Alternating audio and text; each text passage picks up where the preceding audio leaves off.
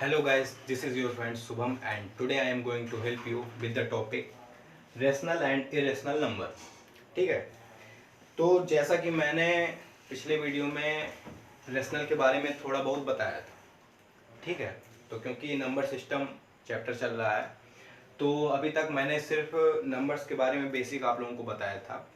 अब थोड़ा डिस्कस कर लेते हैं कि रेशनल एंड इरेशनल नंबर क्या होता है। इसके बाद फिर इसको पढ़ाने के बाद मैं रेशनल और इरेशनल नंबर से रिलेटेड क्वेश्चन बताऊंगा जो आपके एनसीईआरटी में एग्जांपल है, तो वो बता के आपको समझाऊंगा तो आपको थोड़ी आसानी होगी समझने में, ठीक है।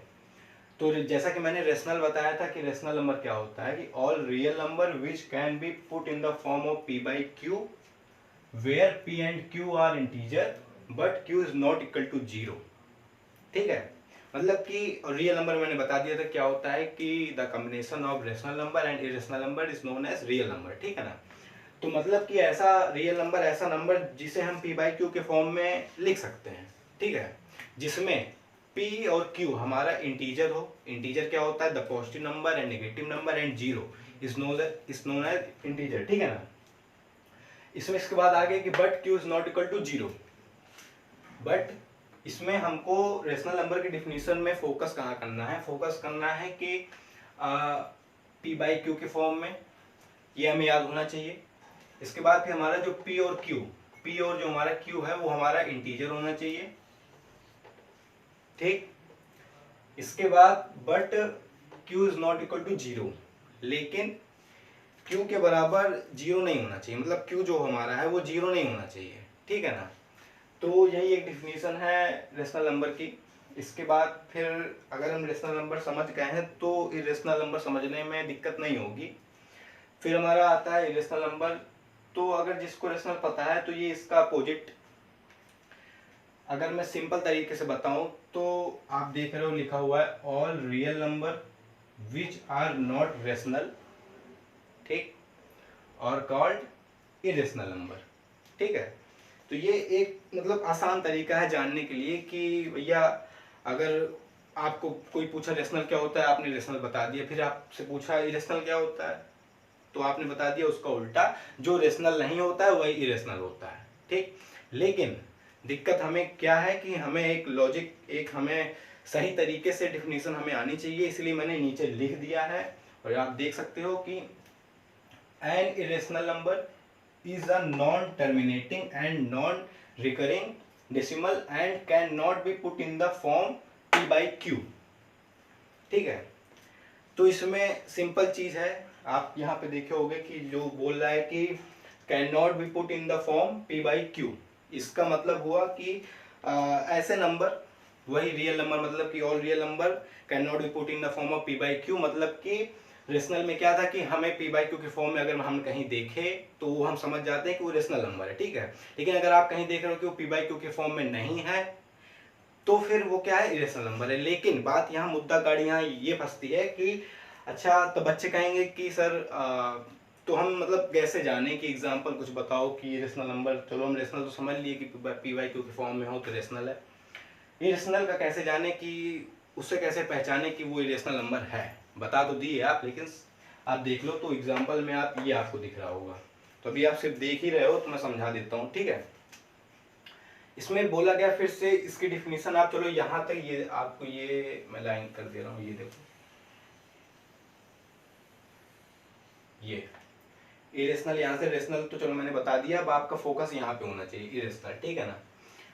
All real number which are not rational, ये आप सिर्फ दिमाग में बैठा लो, ये भी एक तरीके से बेसिक है कि ये सिर्फ आपको दिमाग में बैठाना है, ज़्यादा अगर किसी को ये, अगर आपको रटना नहीं है, समझना है यहाँ पे, ठीक है ना।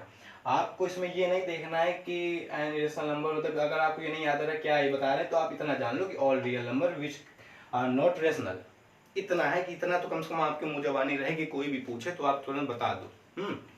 इसके बाद फिर क्या होता है हमारा, अब हाँ यहाँ पे एग्जाम्पल p बाई क्यू आप समझ गए। एग्जाम्पल में आप देख रहे हो कि 0.0300, ये जो आप देख रहे हो तो अभी कुछ लोग नहीं समझ रहे होंगे ये क्या होता है। इरेशनल का मतलब ये है, जो ये लिखा है कि ऐसा नंबर जो कि एक पैटर्न में वो चलता रहे लेकिन वो एक ही पैटर्न ना हो, बदल बदल कर, समझ रहे हैं।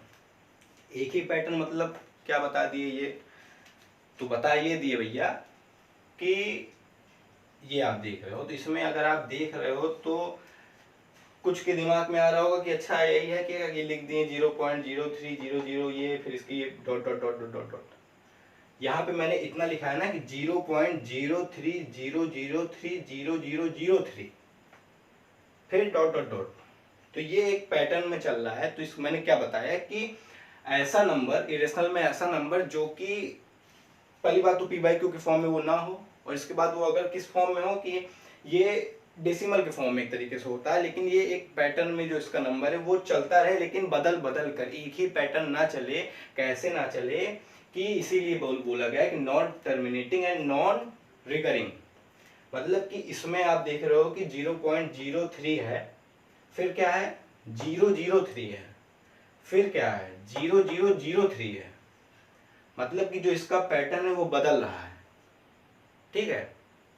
अब बदल रहा है तो मतलब कि इसमें ये नहीं है कि जैसे कि मैंने रेशनल में मैंने एग्जांपल दिया था कि क्या था कि मतलब ऐसा नंबर नहीं कि मान लो कि कोई नंबर है कि मान लो 0.0 है, इसके बाद फिर यहाँ पे मैंने फिर 3 लिख दिया, फिर इसके बाद 0303 ऐसे ऐसे ऐसे ऐसे नहीं चलेगा ये। इसमें कोई पैटर्न नहीं चल रहा, बार बार वही आ रहा है वो चीज़, ठीक है ना। तो ये गलत हो जाएगा, ठीक ना। इसमें क्या है कि आप इसको समझो कि पैटर्न चेंज होना चाहिए हमारा। तो क्या है इसमें 0.0300, यहाँ देखो पहले एक जीरो था, फिर 2 जीरो हुआ, फिर 3 जीरो हुआ, और ऐसे ही आपको समझना है कि 3 के बाद यहाँ फिर 3 जीरो है, फिर आगे 4 जीरो हो जाएगा, फिर आगे 5 जीरो हो जाएगा, 6। तो मतलब कि एक एक बढ़ता चला जाएगा। ये अनगिनत इंडिफिनाइट, मतलब कि इंडिफिनाइट है ये, ठीक है ना। तो इसमें मैंने यही बता दिया कि भैया पैटर्न ये बदलते रहना चाहिए, ठीक है ना। ये नहीं हो कि भैया एक ही चीज़ है। तो ये चीज़, इसमें दो चीज़ आपको समझने की चीज़ है।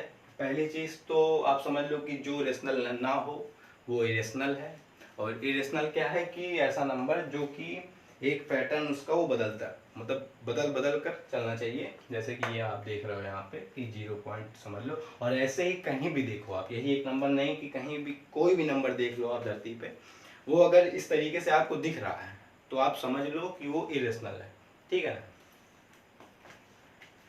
इसके बाद फिर आपको ये मैंने रेशनल बता दिया, इरेशनल बता दिया।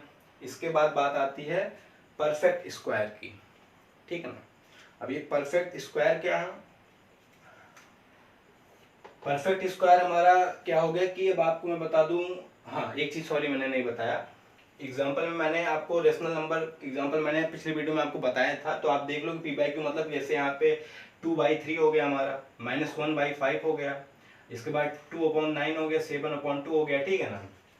अपॉन मैंने बोला मतलब कि इसको आप बाई भी बोल सकते हो कि 2/3 -1/5 अपॉन भी बोल सकते हो, दोनों एक ही चीज़ है। हिंदी में बटे बोलते हैं, भिन्न जो भी हो, ठीक है ना।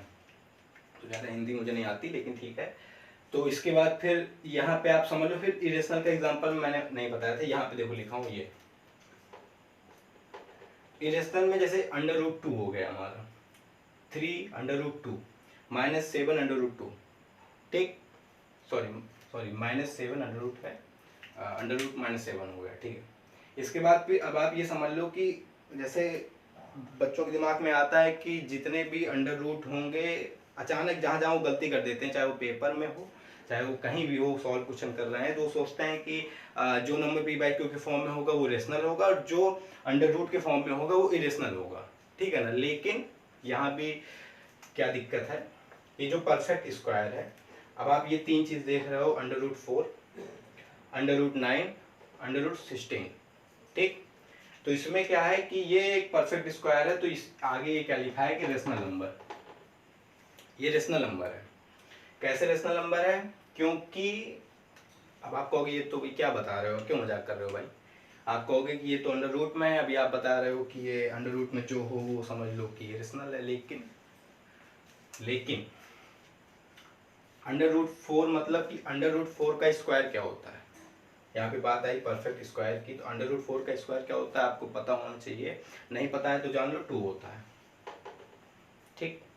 तो जब कहीं पे √4 लिखा होगा तो दिमाग में आपके आना चाहिए कि इसका स्क्वायर क्या होता है, 2 होता है। अब जब 2 होता है तो 2 क्या है, 2 है, फिर इसको हम पी बाई क्यू फॉर्म में नहीं ले सकते, फिर रूट से बाहर आया 2 हुआ और अपॉन 1 हो गया, तो ये तो भैया हमारा हो गया ना पी बाई क्यू के फॉर्म में। ये तो जब पी बाई क्यू के फॉर्म में हो गया तो इसीलिए इसको हम बोलेंगे रेशनल नंबर। और इसीलिए दिमाग में बैठा है परफेक्ट स्क्वायर इसी को बोलते हैं, कि जितने भी हमारे परफेक्ट स्क्वायर है उसको छोड़ के जितने भी नंबर होंगे वो सब इरेशनल है। लेकिन ये जो आप देख रहे हैं ये हमारा रेशनल है, ठीक है ना। तो लेकिन रेशनल कैसे है सामने वाले को बताना भी है, तो इसलिए हमको आप स्क्वायर याद कर लेना, नहीं तो मैं एक वीडियो में बता दूंगा सबके स्क्वायर क्या क्या होते हैं, याद आपको होनी चाहिए। √9 इसमें भी यही है, √9 का स्क्वायर क्या होता है 3 होता है। अब 3 होता है तो ये भी हो गया हमारा, ये भी पी बाई क्यू के फॉर्म में। √16 का स्क्वायर क्या होता है 4 होता है, ठीक, ये 4 हो गया हमारा, ये भी ये भी वही हो गया। तो इसीलिए आपको अभी इसमें जो आप समझ रहे हैं डिफिनेशन जो है आप लिख भी सकते हैं इसको, ठीक है ना। लिख लेंगे तो आपको आसानी होगी, बाद में फिर आप कहीं ढूंढना नहीं पड़ेगा आपको। तो आपको रेशनल मैंने बताया, इरेशनल बताया, तो अभी मैं आपको चाहे जितना बता दूं, एक बात मैं आपको बता दे रहा हूँ एकदम जान लो कि मैं आपको चिल्ला चिल्ला के चाहे जितना बता दूं आपको तभी आएगा जब आप क्वेश्चन सॉल्व करोगे, ठीक है। क्योंकि मैथ एक ऐसी चीज है कि वो सिर्फ कहते हैं ना, मैथ ऐसी चीज है कि उसमें सिर्फ ये पेन ही चलती है। इसमें ये नहीं है कि आप सिर्फ पढ़ना ही पढ़ना है, आपको इसमें जब तक आपके हाथ में जितनी आप प्रैक्टिस करोगे उतना आपको आएगा, और मैं आपको बताऊंगा। इसलिए मैथ क्या होता है कि यूज करने वाली चीज होती है मैथ। भाई कहीं भी हम पढ़ रहे हैं तो जब तक आप इसका यूज नहीं करोगे, क्वेश्चन बार बार आप लगाओगे नहीं तो आपको और नहीं आएगा। जैसे जैसे आप लगाते जाओगे वैसे वैसे आप समझते जाओगे कि रेशनल क्या है, इरेशनल क्या है, ये परफेक्ट स्क्वायर क्या है, ये बता रहे हैं, ठीक है ना। तो अभी आपको जितना मैंने ये बता दिया ये आप समझ गए होंगे, इसको आप नोट कर लो। और इसके बाद मैं आपको रेशनल नंबर से रिलेटेड क्वेश्चन एक बताऊंगा, 1-2 क्वेश्चन आपके एनसीईआरटी का। इसके बाद मैं इरेशनल नंबर से रिलेटेड आपको 1-2 क्वेश्चन बताऊंगा, ठीक है ना। तब तक आप इसको नोट कर सकते हैं, स्किप कर दीजिए वीडियो पॉज करके आप इसको नोट कर लीजिएगा, ठीक है।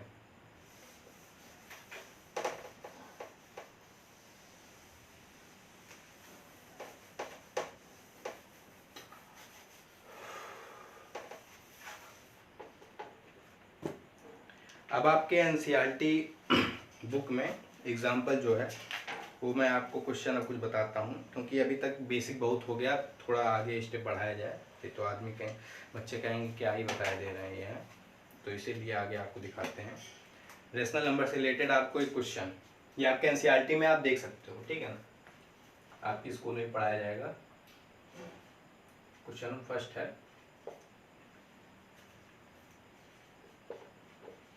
Find 6 rational number between 3 and 4। ये हमारा क्वेश्चन आ गया। क्या क्वेश्चन है ये, find 6 rational number between 3 and 4, ठीक। अब इसको हम सॉल्व कैसे करेंगे, सॉल्व करते हैं। इसमें ये बता रहा है कि 3 और 4 के बीच में हमको 6 रेशनल नंबर निकालने हैं, फाइंड करने हैं, ठीक है। तो अब आप कहोगे यार ये क्या झोल है, मतलब ऐसा क्या, इसमें ऐसे कैसे, मतलब 3 और 4 के बीच में कौन सा रेशनल नंबर। तो इसमें देखो, जो जिनको थोड़ा बहुत जो पढ़े होंगे पहले से वो समझ रहे होंगे, और जिनके सामने अगर ये नया आएगा, ये ऐसे आप देखोगे तो कहोगे ये क्या है, लेकिन ये बहुत आसान है, तो आपको टेंशन लेने की ज़रूरत नहीं है। तो आप देख लो इस क्वेश्चन का, ऐसे क्वेश्चन आपके एग्जाम में जो आपके छोटे छोटे एग्जाम होंगे उसमें भी आते हैं, और जो बड़े एग्जाम है उसमें भी आपके जो जैसे मतलब मान लो बोर्ड में होता है ऐसे 1 होता है ऐसे 2 होता है आपके पेपर जो स्कूल में, उसमें भी ये पूछा जा सकता है। लेकिन जो छोटे छोटे पेपर होते हैं उसमें ये ज़्यादा पूछा जाता है, आपको 1-2 नंबर में, ये 2 नंबर में, मैक्सिमम 2 नंबर में ही पूछा जाता है, ठीक है ना ये क्वेश्चन। तो find 6 rational number between 3 and 4, तो ये क्वेश्चन में ही इसका आंसर है, जान लो तरीके से।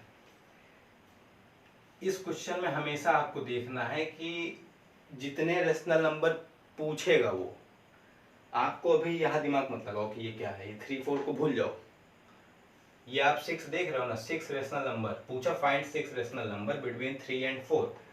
तो ये जितना पूछेगा